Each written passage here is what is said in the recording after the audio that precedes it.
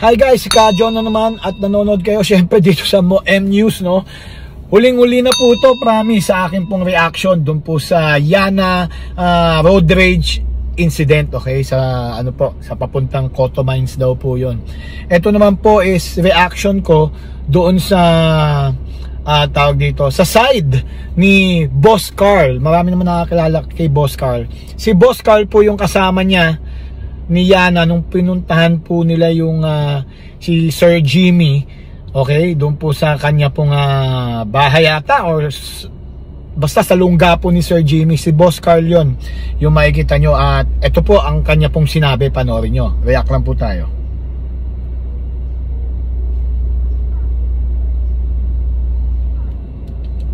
Pasensya na. Ay, ingat ha. Ayoko ng abala. We're here to enjoy. We're here to have fun. Di kailangan magyabang. Ride your pace. Gets? Baba mo yung emosyon ha. Ayoko man makisawsaw pero sadyang... So yun po, no, pinakita lang po niya yung mga videos niya, no, bago pa mangyari yung incident, no. Okay, ito, pakinggan na natin siya. Nandyan na talaga yung sitwasyon. Usapan kasi namin ni Yana was after ng upload ng apology niya, delete niya na yung video nung road rage niya. Tapos, just let people see the public apology, then delete everything na regarding Zambales or whatever na tungkol dyan sa mga issue niya na yan. Pero nakakalungkot lang kasi May 2, alauna na ng tanghali, nakapayan. Nagawa ko na yung lahat ng kaya kong gawin para lang hoping at least bumaba man lang yung tension. So sinasabi niya rito, yun na nga, no, na tipong pinayuhan niya si Yana, no, na kung pwede i-delete na yung video na ginawa niya, kaya nga nangyari ito, okay? Eh, hindi pa nga daw binubura. Sige, panoorin natin. Kasi sa totoo lang, kaya kami namundok. Kasi payapa yun lang yung gusto namin. Payapang buhay, nag-e-enjoy, alis sa toxicity ng mundo. Yun yung rason bakit kami namumundok. Ngayon, explain ko na lahat from the very beginning ng Zambales trip namin. So nagkaroon ng event si Rendon, which is yung motivated na ride papuntang Cotto Mines. Dumaming influencers sa sasama. So ayun, ito pala yung event ni Rendon na in-invite lang itong grupo ni Boss Carl na kasama si Yana. So kasi parang kumakalat dun sa social media ngayon na si Rendon is talaga isang grupo sila, na sila yung nagplan nito, na magkakasama sila. So marami pala to, marami ring invited na mga vloggers, motovloggers, na si Rendon ang nag-organize. So anyways, pakinggan muna natin mabuti. Ito po para po ina-explain lang niya, no, na event po to ni Rendon. And kasama kami doon, na-invite kami. Na-invite din si Yana, si Yang, si Madam Blight, mga newfound friends namin nandun, sila Bay, sila Yuri, si Ali, si JB. Ang dami na na-invite, sobrang daming na-invite. Na to the point na since magkakakilala naman kami, Yana and Yang, sabay-sabay na kami pumunta doon. Una sa lahat kasi naka-dirt bike si Yang, sampa ng pick up namin yung dirt bike niya. Pangalawa, walang motor na pwede off-road si Yana, so pinahiram ko ng motorsiklo kasi dami naman naming motor and gusto ko ma-experience niya yung sarap ng buhay na walang tension. Kumbaga ako, pare, gusto kong i-share yung sarap ng buhay na walang kaaway. Yun talaga, yun. So parang dito sa part na to, parang medyo makita mo may yung sincerity ni Boss Carl, no? So, sa mga nagsasabi dyan na scripted, di rin natin malalaman. Malay mo, script nga, di ba? Pero sa akin point of view, parang sincere naman siya dito. Kaya nung sinabi niya wala siyang motor na gagamitin, pinahiram ko. Sinampa din namin ulit sa pick-up, 3 dirt bike yung dala namin going to Cotto Mines. All throughout Cotto Mines, everything was good.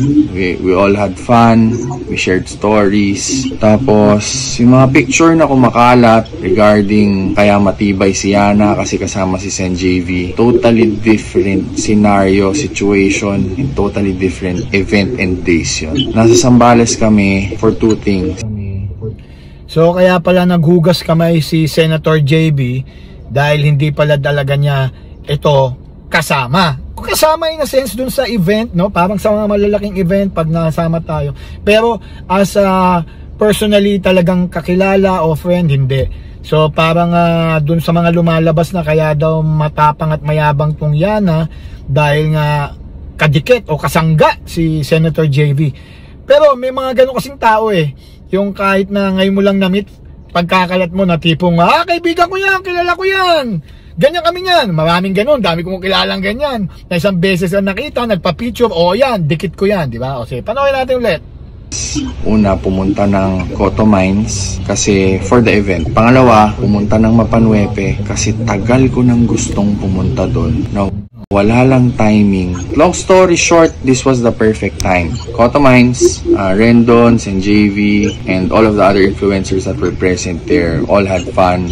No tension, no toxicity. The next day, nag-camp kaming lahat. Actually, pare, first time ko nakita nag-camp si JV, and hands down, he was there. He had fun with us and we had fun with him. Everybody took a separate route. Sila may different na, kami bound for Mapanuepe. Gusto ko lang linawin, ako na ang lilinaw. Di namin kasama si Senator JV Ejercito at si Rendon. And kung kasama man namin siya, definitely mas mag-iingat ako O yun, nilinaw na niya na hindi daw kasama.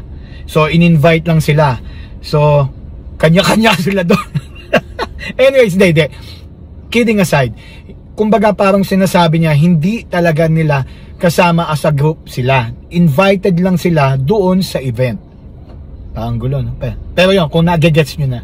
Ayoko ng tensyon at lalong-lalo na kung may kasama kang senador, bakit ka gagawa ng kalokohan, di ba? Long story short, wala kaming kasama na may pangil, na may backer. Simpleng rota lang yun, pare. Gusto lang namin mag-enjoy dun. Now, ng dirt bikes sa lahar or sa loose na sand, you need to build up speed in order for you to ride safely. For balance, andyan lahat yan. So, kailangan mo ng konting speed lang. Lahat yan. Totoo po yan. Ako po, nakapag-off-roading na rin ako, no? Yung sa, Pampanga. Sa may lahar pa talaga. Totoo yan, no? Kailangan mabilis ang takbo mo para mas balanse yung motor. Compared dun sa mabagal ka kasi mas mararamdaman mo yung daan, no? Yung lahar, o kaya yung off-road, yung lupa, mas maganda, mas mabilis, mas balanse ka. Actually, tumatayo ka pa nga pagka ganyan Hindi mo kailangan magmatuli ng rat-rat. Absolutely most certain part of riding in sand or lahar is you need speed para makabalance ka. So, pinauna namin sila. Nauna na sila. Kami, 3 kaming sasakyan, nahuli kami. Lahat kami 4x4 naman, kaya medyo kaya yung rota. All throughout this time, nag-enjoy kami sa kotse. Pagdating namin doon sa bridge, kasi hindi alam ng mga boys ko. So, ang nagmomotor ay si Richard, si Von, tapos si Yana. So, 3 silang nakamotor, 3 kaming SUV, going to Mapanuepe. Pinauna na namin. Nung nakita kami, kinausap ako agad ni Richard na road rage si Yana. Ano nga akong ginawa? Hindi ko naintindihan kung anong ginawa basta nagkasalubong. Ang ginawa mo, pinigil ko na. Siya po yung makita nyo sa video na naka-green helmet na umawat. Pinigil na niya. So, ano nangyari? Umalis na. Nag-sorry ka? Oo. Okay, good. Pasensya na. Hey, boss. Pasensya na, bossing. Ikaw ang magdanon. You use your side mirror. Pasensya na po. Pasensya na po. Kala nyo naman sarili nyo. Pasensya na po, bossing. Sorry po. Sorry po. Ayos ka. Yun lang naman na importante. Sorry tayo kagad. Walang maaabala. That's it. So, nakita nyo doon yung isa pang angle ng pangyayari, no, ng incident. Kasi yung mga napapanood natin, yung pinost ni Ana, kung yun yung kanya nasa 360 cam na halos nakatabingi yung kanyang katawan. Super good! Sige, panoorin natin ulit. Ganon kami, lagi. Nanggaling na kami sa buhay ng toxic, sa buhay ng laging galit. Hindi ko gustong balikan yun. At napakasarap ng buhay ng walang tensyon, walang kaaway. Sinasabi ko sa kanila yan, paghihiwalay sila sa akin. Maraming beses yan, pagkahihiwalay sila sa akin. Tol, walang mayabang, walang makikipag-away. Hindi tayo magpo-provoke, de-escalate. Yan ang lagi kong bilin. Kahit panoorin nyo lahat ng vlogs ko, lalong-lalo na sa YT, kasi nandun yung mga buong videos. Hoy, Bon Justin! natin. Oy, pakabait kayo ha. Pakabait kayo ha. Huwag kayong kupal dyan ha. Tol, pag may mga kasama kayo dyan, ayoko nang bubulastog kayo ha. Baka bubulastogin nyo yung mga tao dyan ha. Magpakabait kayo ha. Ayoko nang nagsisimula ng away ha. Magalang kayo dyan ha. Pakabait kayo dyan ha, boys. Ay, ingat ha. Ayoko nang abala. We're here to enjoy. We're here to have fun. Di kailangan magyabang. Pride your face. Gets? Baba mo yung emosyon ha. Kaya never kaming nanggulo sa bundok. Dumating kami sa Mapanuepe. Napag-isip ko lang, no, 'di ba? Ito to prior to dun sa incident lahat nag-video siya ng ganyan na wag mainit ulo, kalma lang. May history ba kayo na lagi kayo may kaaway sa daan para ganyan kayong mag-remind sa mga sarili nyo? Parang nakakapag-isip lang 'di ba? Bakit ka wag ka mag-iinit ulo, 'di ba? Parang ibig sabihin may history. Ay malay natin ganun lang talaga. 'Di ba? Well, sige. Akala ko okay na lahat. Walang signal. Enjoy nature. Hindi ko alam, maya nag-i-edit to si Yana. Pinakita sa akin yung video. Sabi ko agad, kung ako yan, hindi ko na i-upload yan. Unang-una sa lahat, tayo dito. Pangalawa, hindi na ako yun eh. Hindi ako magmamalinis. I had a few bad days before. Pero yun nga sabi ko, hindi na ako yan. Galing na ako dyan. Kung ako ang tatanungin mo, hindi ko upload yan. Pero kuya, kaya ko naman eh. Sabi ko, kung kaya mo yung bash niyan, then so be it. That's you. Nakahanap ng Starlink ang mga sangkatauhang kasama ko na nabwisit ako bakit may Starlink doon. Na-upload. Ako, hindi ako kumuha ng whatever, ganyan. Hanggang maya-maya, isa sa mga kasama namin na hindi ko nababanggitin kasi hindi sila sanay sa buhay social media. BK, nakita mo to? Pinakita sa akin. Diyos ko po. Ito na yung sinasabi ko. So, nagsimula na doon. Tanong sa akin, si Yana, what to do? Kasama namin yung tao eh. Never ako nang iwan. Kung tama tayo, tama tayo. Pero mali eh. Mali. Isip ako. Tagal ako mag-isip pare. Ang hirap nung ganyang sitwasyon eh. Sabi ko, delete mo na yan. Gumagana pa din. So, sige, buhay mo yan. Ako, parang nasa Mapanuepe na ako. Enjoying ko yun. Pagbaba, boom, nagulat ako tol. Sabog yung... Sabog na. So medyo dito na nagsisink in kay Yana. She's at fault. Lumapit sa akin yung bata. Sabi niya, kuya, ano ba yung pwedeng gawin? Sabi ko, hingi tayo ng sorry. So nagsink in na daw kay Yana na nababash na siya. Sanay naman sa bash tong mga to eh, di ba? O ako nababash eh, kayo pa. Nagsink in na daw sa kanya na nalungkot na siya, natakot na siya. Tsaka siguro nagsink in na rin kay Yana. Uy, ang laki nung viewers. At sumisikat ako, infamous nga lang, infamously. Sige, game. Personal. Nanginginig yung bata sa takot. Ginisa ko na, pinagalitan. Kasi yun yung perfect time eh. Yun yung perfect time pag natatanggap na ng isang tao yung mali niya. Pasok mo yung lesson sa utak niya. Kasi habang mataas yung pride, mataas yung ego, para ka lang nakipag-usap sa lasing. Walang mapapakinggan yan. Jumping to the time, magsusorry na. Sige, puntahan natin. Hanap tayong mga tropa. Pwede tayong tulungan. Makikita si Kuya Jimmy. Kuya, hindi ko kaya. So kaya ako nandun sa vlog. Nanginginig na siya. Kasi yung galit ng mundo, tapos yung galit ko, nanginginig na siya. Yung sinasabi niyong scripted, yung pag-iyak niya, umiyak talaga yun. So, ako na nag-video, so on so forth. Ako nag-explain. My intentions were just... Actually, hindi naman sa sinasabi namin scripted yung pag-iyak niya.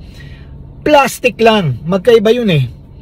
Kasi syempre, nandun na rin yung point na nag-mimix na yung kanyang feelings. Isang masaya siya, dahil ang laki na nung views at sumisikat na siya, at pati nga yung hindi mga nasa motorcycle industry na ikilala na siya, di ba? Yung isa naman is pwedeng yung natatakot siya, naiiyak siya dahil binabash siya, pero marami kaming pwedeng maisip dito, di ba? Okay, ito, pakinggan natin ulit. To ask for apology. Kasi mali eh. We will ask for apology. Consequences after, kung magkakaso sila, kung magano. Tama naman dito si Boss Carl. Talaga naman ginawa niya to para mag-apologize talaga. Kasi in the first place, hindi naman talaga siya kasama dyan.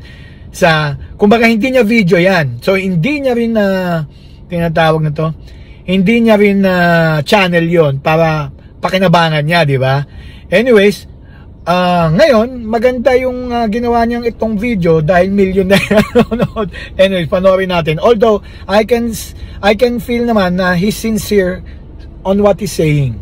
Whatever, nasa sa kanila na yon. They have all the right. Kung masampal ka dyan, tanggapin mo. Kung murahin ka dyan, tanggapin mo. Kung pagsisigawan ka ng buong barangay nila, tanggapin mo. Tayo manghihingi lang ng sorry. So I was there para samahan siya kasi natatakot siya. And believe me when I tell you na natatakot siya. Nandito na, hindi mo na ma-rewind yan. Harapin mo at sayawan mo yung pinlay mo na musiko. So that was the only reason kung bakit nandun ako sa video na humaharap sa inyo. Hindi na kaya nung bata humingi sa akin ng tulong, hindi ko iiwan yan. Kasi galing na ako dun sa point na walang tumutulong eh. Ayoko nung ganung pakiramdam. Buti na lang tol, nandyan ang Diyos. God help me through those times. Hindi ko lang maintindihan ngayon bakit yung intention na yun. So yun na nga, no, talagang ginawa niya to help the Yana, no. So whatever that girl did na talagang kasuklam-suklam, andito siya to help kasi friend nga niya, no. And ang kagandahan lang in a sense for me is talagang pinagsasabihan niya tong batang to dahil matigas din ang ulo, di ba? Sinabi na wag i-post Say game. Ako pa yung mali. Kung mamasamain nyo yun, that's you. Okay, hindi ko kayo makokontrol dun. Pero inagawa ko tong side of the story ko kasi hanggang ngayon, naka-up yung mga video. I gave all my best. Ang tanging hiling ko lang, burahin lahat ng tungkol sa Zambales. Nang matapos na, hindi magda-die down yung issue, pero yung sa atin, nagawa na natin yung hanggang... So yun, no, medyo dito nalulungkot na siya dahil parang tumulong lang siya pero siya ngayon nagiging isa sa mga nababash ng mga netizens. Boss Carl, talagang tanggapin mo yan eh. Ganun talaga yan. Kasi kasama ka sa party na naggumawa ng kalokohan kahit hindi ka pa part. Kumbaga, nakita ka sa camera ngayon dahil kasama mo siya. So tanggapin mo na lang, boss. Alam mo yan na once na lumabas ka, isa ka sa mababash. Pero very good na sinasabi niya yung part niya talaga dito, di ba? O yun. Kumbaga yun na yun eh. Yun na yung dulo ng kaya nating gawin. Ask for apology and delete everything. Ngayon yung mga gagawin nila, kung hindi tayo patawarin, right nila yon. Kung magkaso sila, right nila yon. Kung murahin ka nila, right nila yon. Sila'y naabala eh. Hanggang ngayon, tol. Kaya napipikon na ako. Yan o, 138 up pa din yung video. Ngayon, nagmumukha akong konsentidor. At lagi kong sinasabi, hindi tayo nangungonsinti ng mali. Kaya eto, hanggang dito lang po ako. Ito na yung makakaya ko. At kung ano man, moving forward. O yun, no? Kaya din maraming nagsasabi, kung talagang sincere tong si Yana, dapat tinake down na niya yung video. Tama naman si Boss Carl dito eh. Diba? Dapat talaga tinake down ni Yana yung video, pero hindi eh. Natutuwa siya sa views eh. Millions eh. Diba? More than, sabi nga, baka mag 50 million na eh. Laki na ang kita nun eh, diba? So, asan yung sincerity doon? Yun ang ibig niya sabihin. Kasi pati siya, nadadamay na. Ang mga gagawing desisyon ni Yana ay sa kanya na po yun. All I can do is up to here. Nagawa ko na lahat. Ito na yung dulo ng bridge ko. It's up to her. Kung may pumasok sa mga tinuro ko sa kanya, hanggang dito lang yung kaya ko. Kung mamasamain niyo po yung pagtulong ko sa isang tao na lumapit sa akin, then okay lang po. Pasensya na. Yun kasi ako eh. At ito yung pangangatawanan ko na hindi ko ipagdadamot sa ibang tao. So yun lang. Sana kita-kita tayo ulit sa bundok. Napakasarap ng pakiramdam doon. Kasi ito yung mga bagay na iniiwasan namin na wala sa bundok. Sobrang sarap ng pakiramdam. Sobrang sarap makipagkwentuhan sa mga lokal. Sobrang sarap makipaglaro sa mga bata doon. Kung ano yung iniiwasan namin, yun pa yung nangyayari. Pero siguro lesson din sa akin to. Sana lang naintindihan nyo kung bakit nandun ako. I was never chasing for clout. Never ko intention na pambastos ng tao. Well, in fact, gusto nga namin what is to de-escalate and somehow ease the tension. Hindi ko alam paano tapusin to, pare. But that's it. Thank you. Umabot kayo dito. Ingat lagi. God bless. So guys, yun na. So, in a sense, nakita na natin kung ano talaga yung pangyayari. Nakuwento na po ni Boss Carl, no? So, masabi ko lang dito, I think he is sincere sa lahat ng mga sinasabi niya. Talagang matigas lang ulo nito si Yana. Dahil nga naman pera yan eh. Pera-pera eh. In the first place, why the F will you be wearing sexy outfits in public kung ayaw mo ng attention, di ba? tapos kikita ka pa. I don't know her personally, but I don't need to know her to know kung anong klase ugali meron siya, no? But I am not to judge. Siyempre, no, ang tayong mga tao, no, we must be really careful on what we are saying, mas lalo na pag tayo ay influencers, okay? Lalo na kung tayo ay vloggers.